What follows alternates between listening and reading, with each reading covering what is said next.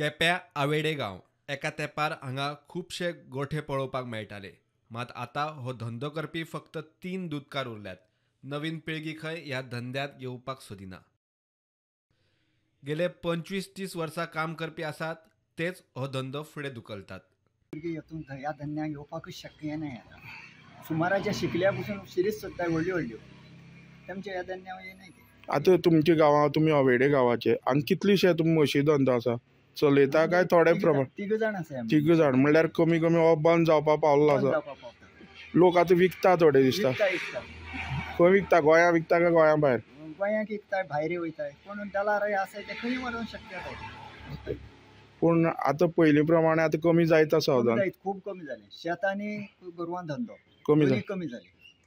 शेतां धंदो जालो की उदक पोटराचेर शेत मारता. कित्याक कानाला उदक ना. म्हूण कानाला मेंटेशन कांय ना. सगळे हें जालें. आनी जमनी पडंग आसा त्या हिशोबान गोरवां कितली पोस खूब जमीन पडंग आसा. तसो पळोवपाक गेलो जाल्यार खंय ह्या धंद्यात मोठो फायदो ना. फायदोसो असो ना. फायदोचो नाच. खावडी वडीच्यान सगळे आडले खावडे दूध दिवप.